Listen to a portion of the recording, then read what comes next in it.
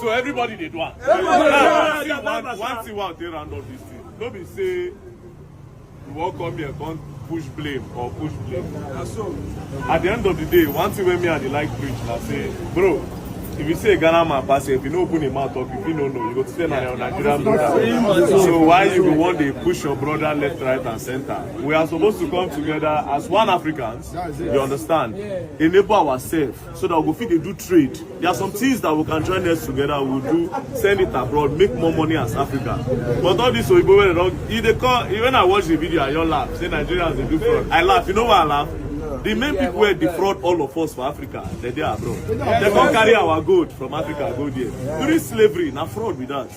They defraud our forefathers, pack all our things, go there. If not, we say God in his infinite mercy, nothing for the Africa by now. With waiting those people don't pack. You understand? So this one a Ghanaian. What did they call man for Ghana? Mami. Wait till me Kwasia because okay. That one I call sorry. Don't go there. I don't know that one. Anyways, so a lot of Igbos dey here and they say they don't recognize any king. So me now I won't go meet him. I won't ask him one or two. Because himself, if he gets his own thing where he won't talk. Maybe not be waiting in talk now they put out there. If he be saying just talk once more, another person carry and go. So we need to also know within day. No, it's the issue of that king that be saying the politics on his own. Okay. Some group don't agree on his issues, some agree. So that is how this thing starts. They now start fighting each other. You know, and then go into social media. That's how the thing escalates. So, but that one no concern now. No concern. That one I will know. You know concern. So more if I no concern me. End that like that. And 150 shops belonging to foreign nationals engaged in retail trading at Abossey have been closed by leadership of the Abossey Spare Parts Dealers Association. The closures are in a bid to enforce the Ghana Investment Promotion Center Act 2013, Act 865, specifically Section 27(1). Although a majority complied, it was a clear case of altercations from one shop to the other when shops of the others were being closed. George Queening was in and around the market area and reports. This shop belongs to my wife. You can go and check. You go. Come on. You can go and check. You don't have to post. I will not do. Don't worry, I will show you now. Chinedu Victor, a Nigerian, would not budge. He claims the shop belongs to his wife, who is a Ghanaian.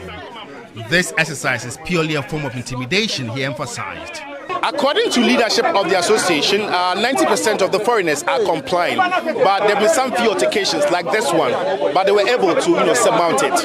Everybody is complying. We've had about 2 or 3 issues, difficulties for them to close our shops, but now they've closed the shops, so we are not having any problems now. We've asked them to bring their documents to our executive office so we can do our checks with the registrar's office and the internal revenues to make sure the Ghanaians are not fronting for them. It's nothing like stubborn.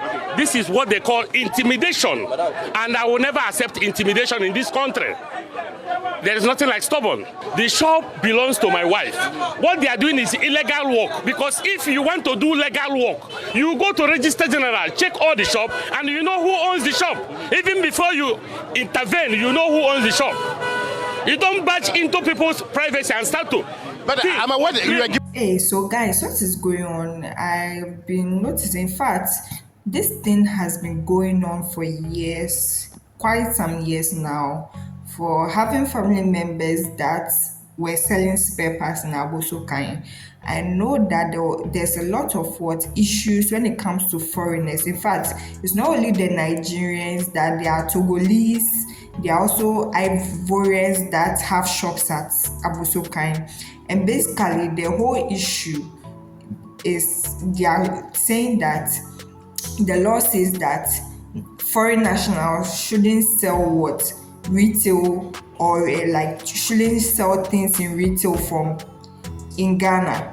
So basically, you can't come and open a shop and just be retailing it. what you can do is what? There are laws according to the JIPC. The Ghana Import is a Promotion Convention. Yes, that one. So basically, all the issues Abossey people have with these foreign nationals is they go and what? Buy goods from outside the country, wherever they import from. Then when they come, they sell it at a cheaper price. And it looks as if what? The people of the other, that's the Ghanaian nationals, they don't what? Buy their stock. People don't buy their stock because they always know that the Nigerians what? Sell theirs cheaper. Is it true that Nigerians sell theirs cheaper than the Ghanaians? I don't really know.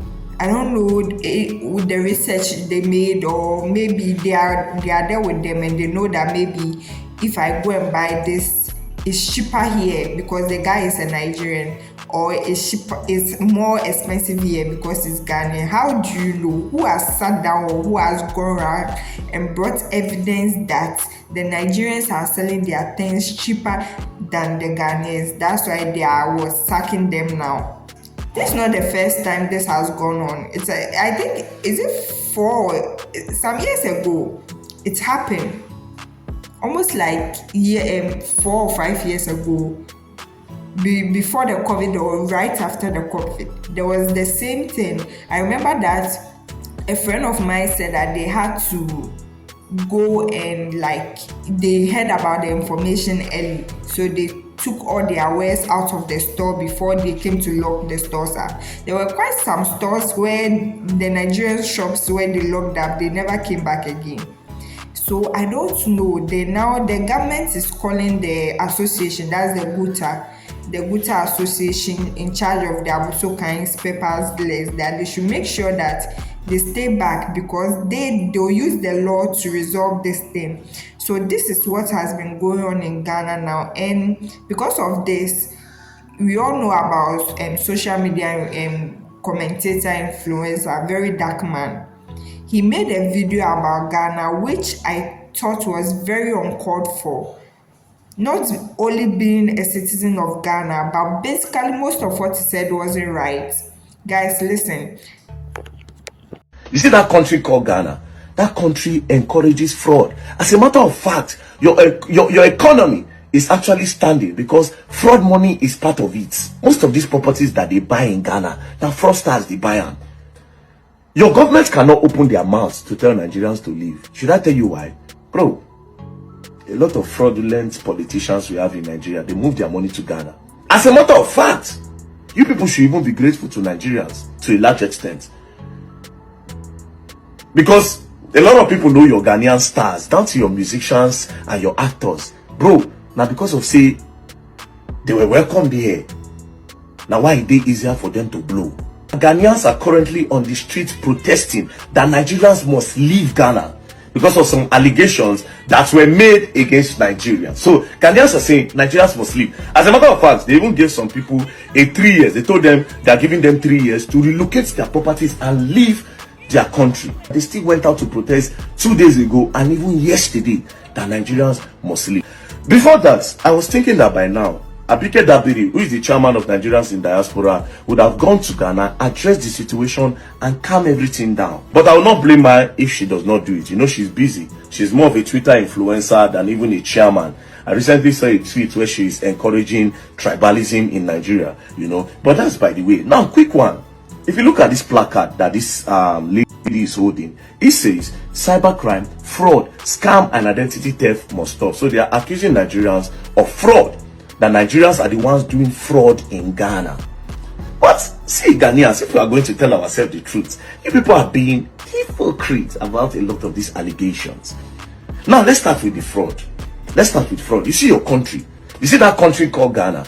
That country encourages fraud. As a matter of fact, your economy is actually standing because fraud money is part of it. That's why you see that some of these fraudsters in Nigeria, they leave Nigeria to go to Ghana to go and stay in Ghana. Because that's what your economy encourages. And your economy needs that money from that fraud to float.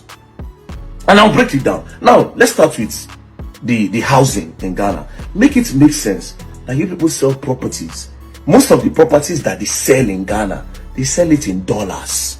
As you can see, Most of the properties that they sell in Ghana, they sell it in dollars instead of cedis. And I will tell you why. Some people would say, as I'm talking now, somebody will say, maybe because of foreign investors. No, foreign investors are meant to come to your country, see the properties in your own currency, and be like, okay, how much is it in dollars? Then you can say, okay, this is, you people should go and check. Go to a bureau de change, check it, then you do your conversion, then come and pay in cedis. But that's not the case. You know why they put it in dollars? It is being sold in dollars because it is not meant for Ghanaians that are earning in cedis. It is meant for people that are earning in dollars. Who are the people earning in dollars staying in Ghana? Most of them are fraudsters. It is fraudsters that make all this money in dollars and come and buy these properties. Most of these properties that they buy in Ghana, now fraudsters, they buy them. It encourages fraud. Your economy encourages fraud. That's what you people don't know.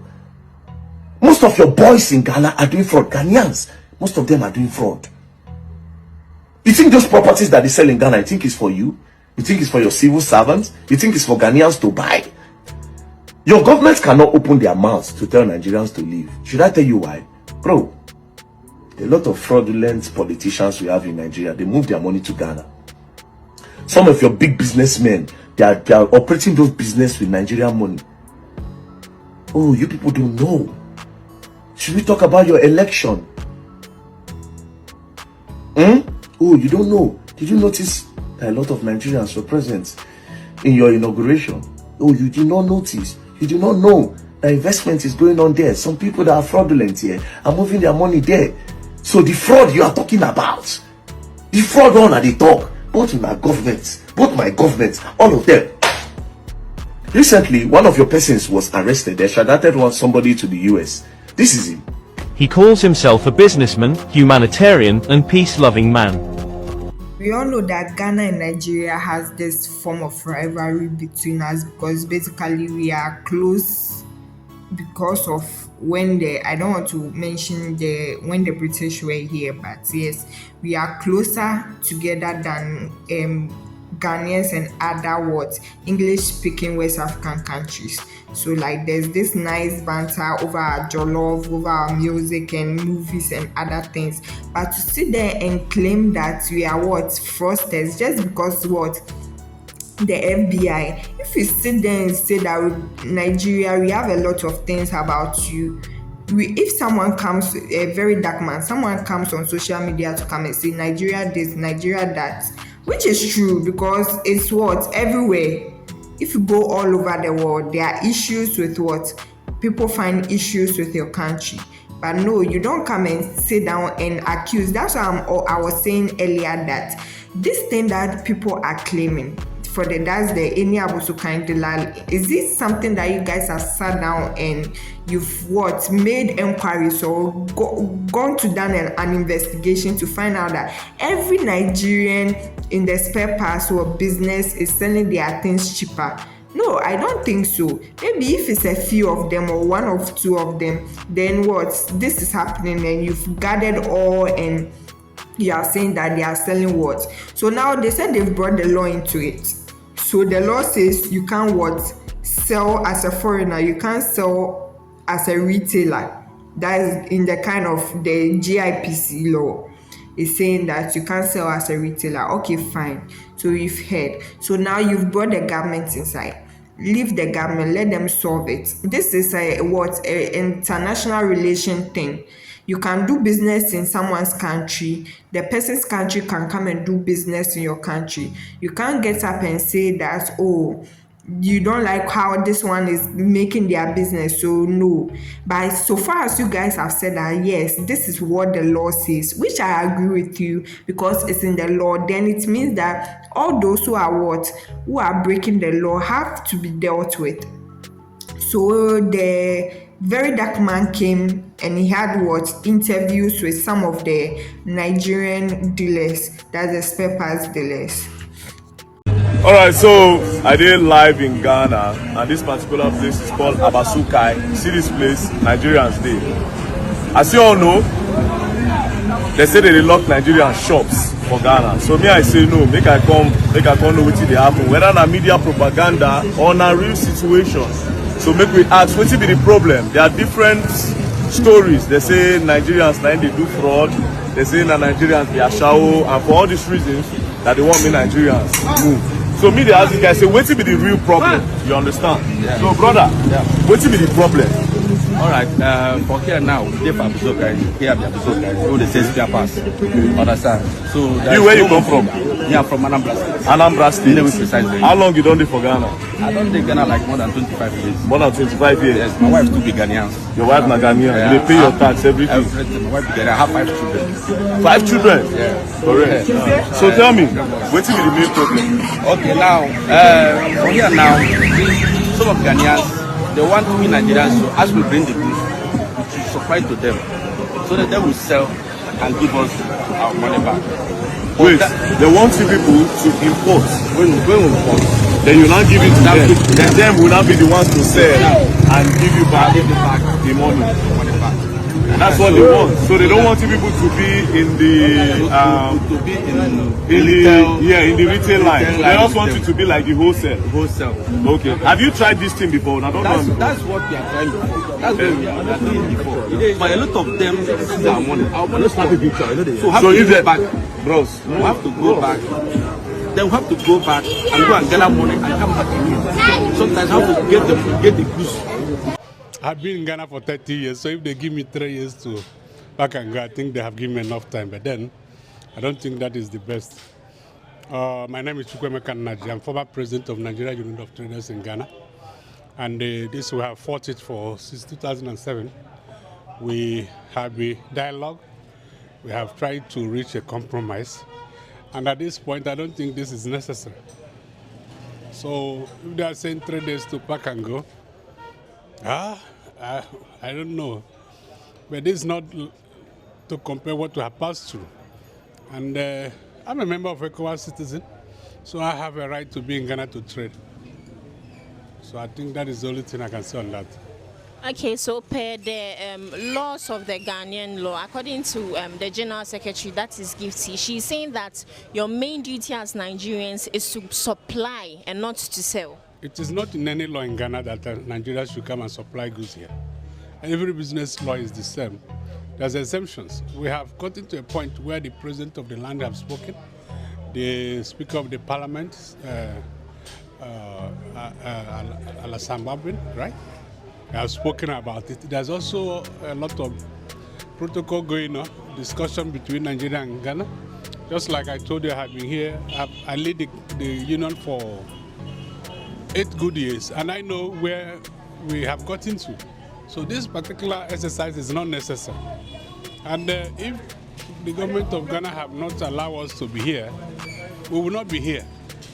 Just because there's also other exemptions of Ghanaians in Nigeria.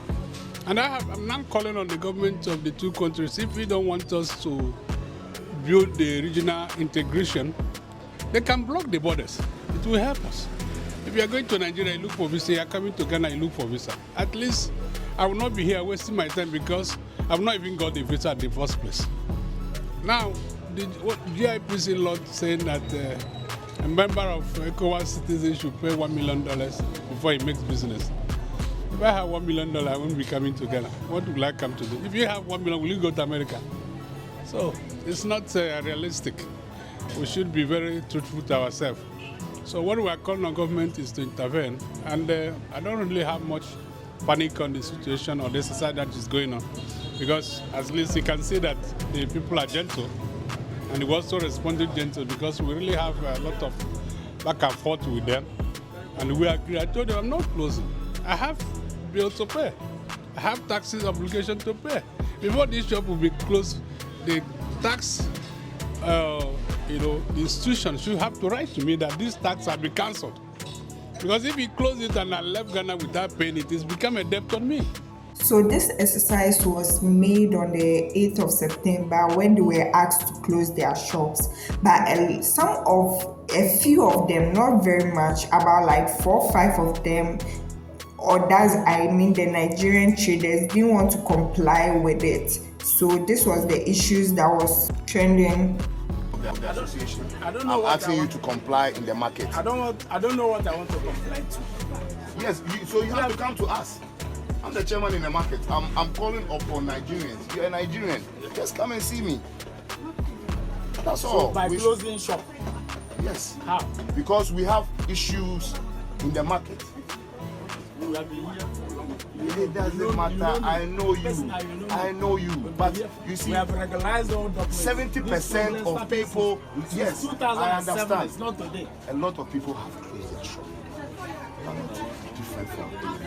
And different from anybody. No. We are all human beings. And so if people are complying, if they close their shop, maybe they know the reason. They have skeleton. No, nobody has skeleton. Nobody has skeleton. Myself, I don't have any skeleton. We call the Nigerians to meet with them concerning issues in the market. Days? Have you given us? Yes, there's no written letter. We've made announcements in the market. We've written to. These are your elders in the market. Chairman. CY, Monken. Yes. And one of the elders.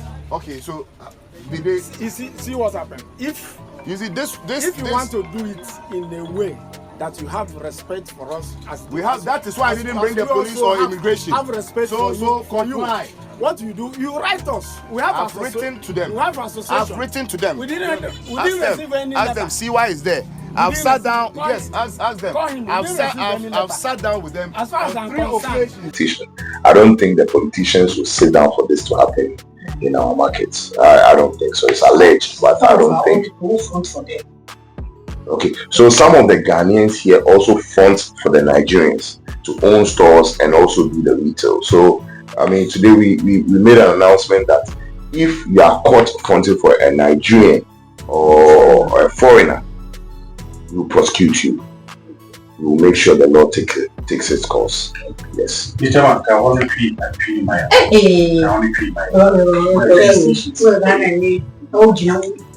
Okay.